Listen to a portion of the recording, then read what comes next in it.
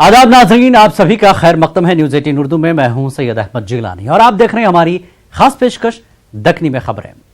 हम हर हफ्ते इस प्रोग्राम में आप लोगों को मुख्तलिफ और दिलचस्प खबरें दिखाते हैं। आज आप लोगों को दिखाएंगे तेलंगाना के एक जिले में बकरियां कई को गिरफ्तार हुए, कांपे बुजुर्गी में एक जोड़ा बना अम्मा बाबा, और एक प्रोफेसर बोल रहे सांप इंसान का दुश्मन नहीं होता कते, और एक ऑटो चिच्चा का अनोखा जज्बा। हैदराबाद सिकंदराबाद में मुफ्त ऑटो एम्बुलेंस सर्विस दे रहे हैं। इसके अलावा ऐसी और भी दिलचस्प खबरें दिखाएंगे दक्कनी अंदाज में। तो चलो शुरू करेंगे दक्कनी में खबरें। कानून के हाथ लंबे होते, इंसाना तो इंसाना बकरियों तक भी पहुंच जाते। हम कई को बोल रहे हैं, आगे समझेंगे। कानून की नजर में कोई छोटा है ना बड़ा है, अपना है ना पराया है। इतना ही नहीं, अब तो यह भी बोलना पड़ रहा, कानून की नजर में बकरी भी अगर गलती करी तो बर्दाश्त से बाहर है। इसका सबूत करीमनगर के हुजूराबाद टाउन के पुलिस वाले देते हुए ऐसे आवारा बकरियों को गिरफ्तार करे जो मामू का माल समझ के दूसरों के लगाए हुए झाड़ा खा रहे थे। देखो ये रिपोर्ट। नगर डिस्ट्रिक्ट के हुजूराबाद टाउन को हरा भरा रखने सेव ट्रीज के नाम की सोसाइटी वाले 900 झाड़ा लगाए थे कते, मगर थोड़े थोड़े दिनों को झाड़ा कम होते जा रहे थे। सोसाइटी के थोड़े लोग जब इंक्वायरी करे तो मालूम हुआ कुमारवाड़ी के डी राजैया के बकरियां हर जगह राजैया का राज है समझ के झाड़ों से भरपूर माहौल को उजाड़ के भरपूर गिजा हासिल कर रहे और तकरीबन 250 झाड़ों का सफाया कर दिए। सेव द ट्रीज वाले माहौल को सुधारने जो झाड़ा लगाए इसको बर्बाद करने बकरियों पे इल्जाम लगाते हुए सोसाइटी के अहदेदार पुलिस से शिकायत करें और 2 बकरियों को रंगे मुंह पकड़ के पुलिस के हवाले कर। पुलिस वाले अपनी ड्यूटी अंजाम देते हुए मुलजिम बकरियों को गिरफ्तार करके पुलिस स्टेशन में बंद कर दिए। बकरियों के मालिक राजैया को मालूम हुआ तो अपने होते हैं बोले जैसा इन्हों अपने बकरियों को छुड़ाने पुलिस स्टेशन को गए। पुलिस वाले इनको ये समझाए बकरियों का जहाँ बोले वहाँ मुंह मारते हुए फिर ना आज के जमाने में अच्छा नहीं, दूसरी बकरियों पे इनकी सोबत का गलत असर पड़ेगा। इस वास्ते इनको आबादी से दूर चरने लेके जाओ या फिर घर में इनके खाने पीने का इंतजाम करो बोले। राजैया की बकरियों के आवारापन पे बल्दिया वाले इन पे 1100 रुपए जुर्माना भी लगाए। आखिर में हम ये बोलना चाह रहे हैं, बकरियां झाड़ा खाए तो बल्दिया वाले जुर्माना करे, पुलिस वाले बकरियों को गिरफ्तार करे। ये सब तो अच्छा हुआ, मगर थोड़े दिन पहले निजामाबाद में आवारा कुत्ते बकरियों पे और लोगों पे हमला करे थे। बकरियां अगर झाड़ा खा लिए तो फिर से अपन लगा सकते, कुत्ते अगर बकरियों को खा लिए तो बकरियों को कहां से लेंगे। हमारा मतलब ये है बल्दिया वाले और पुलिस वाले कुत्तों के खिलाफ भी सख्त एक्शन लेते हुए कुत्तों को भी गिरफ्तार करे तो अच्छा है। Bureau report, news 18। थोड़े थोड़े दिनों को कोई ना कोई नित नया कारनामा करके लोग वर्ल्ड रिकॉर्ड बनाते रहते। आंध्र प्रदेश के गुंटूर डिस्ट्रिक्ट का एक ज़ईफ जोड़ा जो कि 70 और 80 साल के बीच की उम्र का है, जुड़वा बच्चियां पैदा करके वर्ल्ड रिकॉर्ड बनाया। आप लोग देखो ये रिपोर्ट। गुंटूर में एक बड़ी उम्र के मियाँ बीवी है। मियाँ का नाम वाई राजाराव है और राजा 78 साल के हैं। इनकी रानी का नाम मंगयम्मा है। मंगयम्मा 73 साल के हो गए। ये दोनों की शादी होके 54 साल हो गए। मंगयम्मा के सहेलियां राजाराव के दोस्तां नानियां नानाया दादियां दादाया बन गए। ऐसी नाजुक और कमजोर उम्र में कोई सोच भी नहीं सकता था मंगयम्मा 2 बच्चों की अम्मा बनेंगे, मगर ये नामुमकिन काम आंध्र प्रदेश के डिस्ट्रिक्ट गुंटूर के एक हॉस्पिटल में मुमकिन हो गया। डॉक्टर IVF सिस्टम के जरिए बुजुर्ग जोड़े को औलाद की खुशी ऐसी उम्र में दिए जब कोई उम्मीद ही बाकी नहीं रह गई थी। मंगयम्मा जब से हामिला हुए उस वक्त से लेके बच्चियों की पैदाइश तक हॉस्पिटल में रहे। डॉक्टर S अरुणा मंगयम्मा के पड़ोस में रहने वाली एक 55 साल की उम्र की औरत को IVF के जरिए हामिला बनाया और वो औरत को एक बच्ची पैदा हुई थी। इसके बाद मंगयम्मा के दिल में भी माँ बनने की ख्वाहिश पैदा हुई। इन्हों डॉक्टर अरुणा से मिले। डॉक्टर अरुणा आंध्र प्रदेश के पहले के चीफ मिनिस्टर चंद्रबाबू नायडू की कैबिनेट में हेल्थ मिनिस्टर भी थे। बुजुर्ग जोड़े के वर्ल्ड रिकॉर्ड पे खानदान के लोग ही नहीं बल्कि हॉस्पिटल का स्टाफ भी खुशियां मना रहा है। वाई राजाराव 78 साल की उम्र में आप बनने पे बहुत खुश है। इन्हों बोल रहे हैं इनकी जिंदगी भर की तमन्ना पूरी हो गई, अब इनको जिंदगी की परवाह नहीं है कदे। इनसे जब पूछे इतनी उम्र में बच्चियों को पालेंगा कैसा, तो इन्हों बोले खुदा पौधे लगाता और नीच पानी बरसाता, मेरी मासूम बच्चियों की परवरिश भी खुदा करेंगे। Bureau report, news 18 Urdu. इंसान की हिम्मत और इरादे के सामने पहाड़ जर्रा और दिया कतरा नजर आता है। ये बात कुछ साबित करके दिखाए एक बड़े हजरत जिनको लोग ऑटो चिच्चा बोलते। ऑटो चिच्चा का ऑटो रिक्शा हजारों मरीजों के वास्ते एम्बुलेंस का काम कर रहा। इन्हों ये इंसानी खिदमत अभी तक भी कर रहे। देखो ये रिपोर्ट। सुक्के मुक्के दिखने में इतने कमजोर लोगा समझना बड़े मियाँ को शायद ग्लूकोज चढ़ाने की जरूरत है, मगर ये नातवा जिस्म के अंदर एक फौलादी इंसान छुपा हुआ जो खुद गरज समाज को चैलेंज कर रहा। जहरा नगर बंजारा हिल्स के रहने वाले 83 साल के मोहम्मद हनीफ, जिनको ऑटो चिच्चा भी बोलते, नौजवानों के वास्ते, लीडरों के वास्ते और अमीरों के वास्ते हिम्मत, समाजी खिदमत और इंसानी हमदर्दी की जीती जागती मिसाल बने हुए हैं। इन्हों अपने ऑटो में सुबह स्कूली बच्चों को स्कूल छोड़ने जाते, इसके बाद अवामी खिदमत में मसरूफ हो जाते। हनीफ चिच्चा अभी तक हजारों मरीजों को अस्पतालों को लेके गए। अपने ऑटो पे फ्री सर्विस का बोर्ड भी लगाए हुए हैं, जिसमें मोबाइल नंबर भी है। इनको एक फोन कर दिए तो बस इन्हों पहुंच जाते। और कमाल की बात यह है, अगर आधी रात को भी फोन कर दिए तो चिच्चा मौजूद हो जाते। हनीफ चिच्चा 2006 में जब 60 साल के थे, मक्का मस्जिद से मक्का मुअज्जमा तक साइकिल पे हज के वास्ते रवाना हो गए थे। इनके साथ और 6 लोग ये काफिले में थे। ये सब साइकिलों पे हज के वास्ते निकले थे। इस वक्त इनमें से ज्यादा लोग 60 साल या 60 साल से ज्यादा उम्र के थे और ये सब लोग ऑटो ड्राइवर थे। जब हनीफ साहब और इनके साथियां हज के वास्ते निकले थे तो जरूरी सामानों में कफन भी रख लिए थे। ये काफिला जहाँ से भी जाता था लोग इनकी मदद करते थे। अमन शांति के लिए, दुआ के लिए, दरख्वास्त के लिए, और हमको हर स्टेट में हमारी मदद करी आवाम, हमको पैसा दी और हम वो पैसा आज हम आवाम के खिदमत में लगा रहे, कोई हुकूमत से नहीं। अक्सर लोगों को ऑटो वालों से शिकायत रहती है, पहले तो मीटर से नहीं चलते और जो चलते इनमें से बाज के मीटरों में सेटिंग रहती, मगर मोहम्मद हनीफ और इनके जैसे मिसाली ऑटो वाले अपने अमल से साबित कर दे रहे हैं हर पेशे के लोगों में अच्छे भी होते, बुरे भी होते। मोहम्मद हनीफ का बोलना है, इन्हों जब तक जिंदा हैं लोगों की खिदमत करते रहेंगे। कहते इन्हों एक बार फिर साइकिल पे 11,000 किलोमीटर का सफर करके मक्का मुअज्जमा जाना चाहिए। Report news 18 Urdu. सांप से डरो नक्को और मारो भी नक्को। सांप को नुकसान पहुंचाने की कोशिश करे तो उन्हें तुमको नुकसान पहुंचाएगा। सांप की हिफाजत करे तो सांप तुम्हारी हिफाजत करेगा।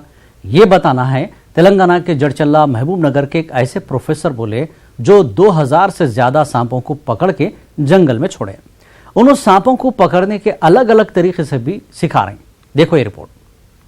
नगर जड़चल्ले के डॉक्टर BRR गवर्नमेंट कॉलेज में बॉटनी के एक प्रोफेसर सदाशिवैया, इन्होंने सुनहरे तेलंगाना में किसी को भी सांप नहीं काटना बोल के ऐसी कोशिश कर रहे हैं जिससे सांप भी नहीं मरना, लाठी भी नहीं पीटना। एक जमाने में सदाशिवैया भी दूसरे लोग डरे जैसा सांप से डर के सांपों को मार देते थे कते।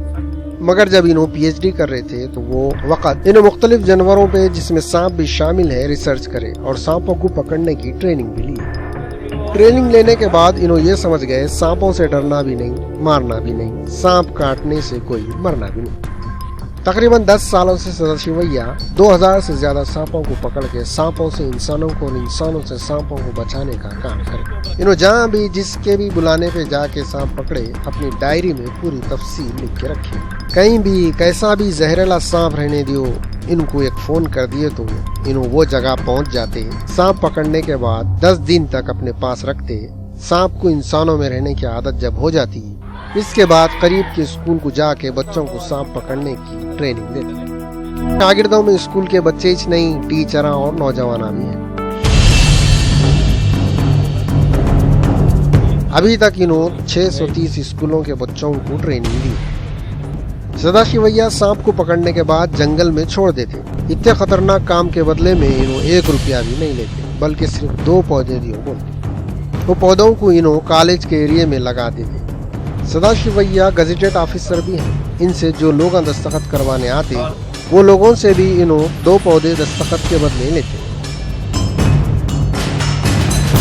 ऐसा करके इन्हों कॉलेज के खाली एरिया को बाग में बदल दिया। आंध्र प्रदेश और तेलंगाना में इनके शागिर्दा भी इन्हों करे जैसा कर रहे हैं, अपने अपने इलाकों को झाड़ों से सजाने में लगे हुए हैं। सदाशिवैया का बोलना है सांप इंसान का दुश्मन नहीं है, इसको इंसान से खतरा महसूस हुआ तो ही काटना। अपने शागिर्दों को सदाशिवैया ये भी बताते हैं, अगर कभी सांप हाथ को या पांव को काट दिया तो हाथ या पांव को हिलाना या झटकना नहीं, बल्कि कपड़े या दस्ती से बंध लेना और हॉस्पिटल को चले जाना।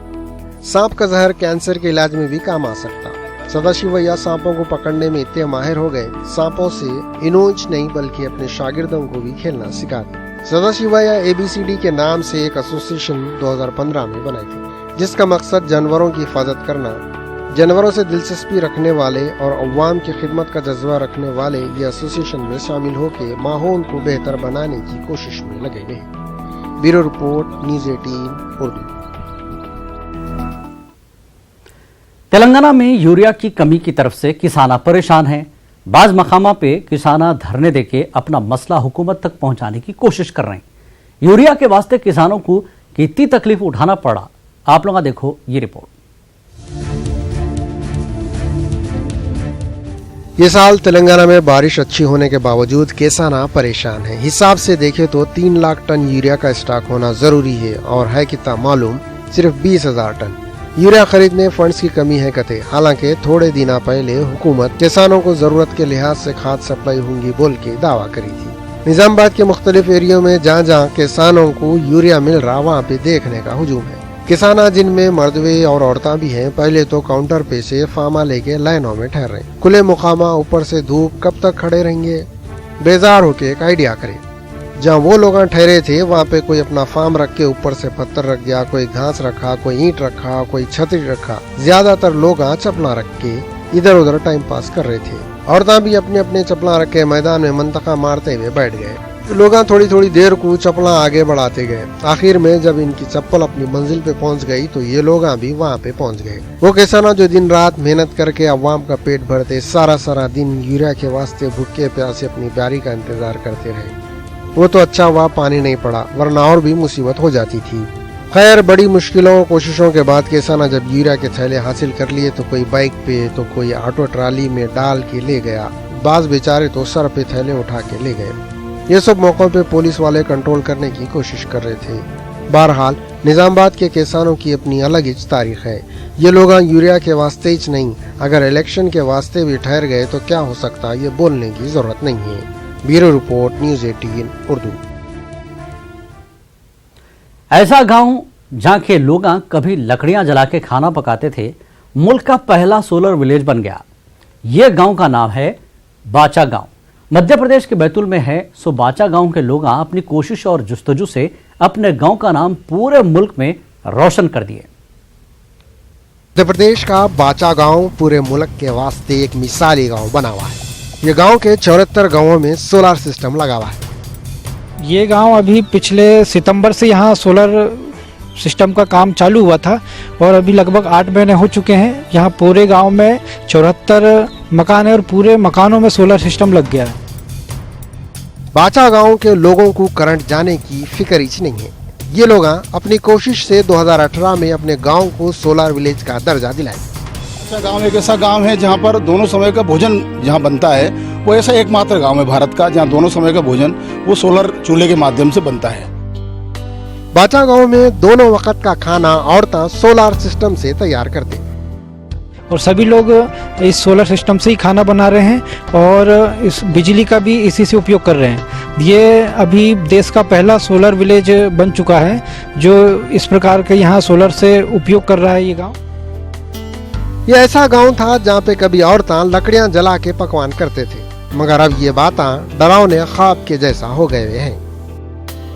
अभी तो सोलर चूल्हा लगने से हमको जंगल नहीं जाना होता है।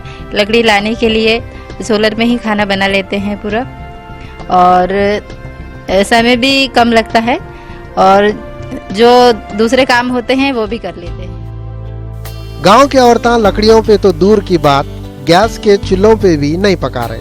औरतें अब इंडक्शन चूल्हों पे पकवान कर रहे। धुआं नहीं लगता इससे और चूल्हे में धुआं लगता था। इसमें कितनी जल्दी खाना बनता है? इसमें 7 लोगों का बनाते हैं तो 1.5 घंटा, उसमें 2-2.5 घंटा। बाचा गांव वाले अपने गांव को सोलर विलेज बनाने के बाद होटल विलेज बनाने की धुन में है। ये गांव में एक और जबरदस्त काम कर रहे हैं, थोड़े भी पानी को बेकार बहने नहीं दे रहे। अच्छा का नाम आगे चल करके जुड़ेगा कि एक ऐसा गांव वो बन रहा है जो न केवल और आत्मनिर्भर ऊर्जा के मामले में बल्कि जल के मामले में भी आत्मनिर्भर बनेगा। बाचा गांव बिजली और पानी को बचा के एक मिसाली गांव बना हुआ है। संस्थाएं काम कर रही है इस क्षेत्र में, वो लोग भी देखने के लिए आ रहे हैं और इसको देख करके और वो कुछ और अच्छा करने का पूरे देश में ऐसा सोलर विलेज बने, क्योंकि ये भारत का पहला गांव सोलर विलेज है जो सोलर से पूरा काम हो रहा है इस गांव में। और वो लोग चाह रहे हैं कि पूरे भारत में इस प्रकार के गांव और तैयार। 1 साल पहले तक भी बाचा गांव को दूसरे इलाकों के लोग नहीं पहचानते थे, मगर गांव के लोगों की जिस्तजू से ये गांव पहले सोलर विलेज बना और अब होटल विलेज बनने की तैयारी और पानी की बचत करके मुल्क भर में मशहूर होते जा रहा। Bureau report, news 18।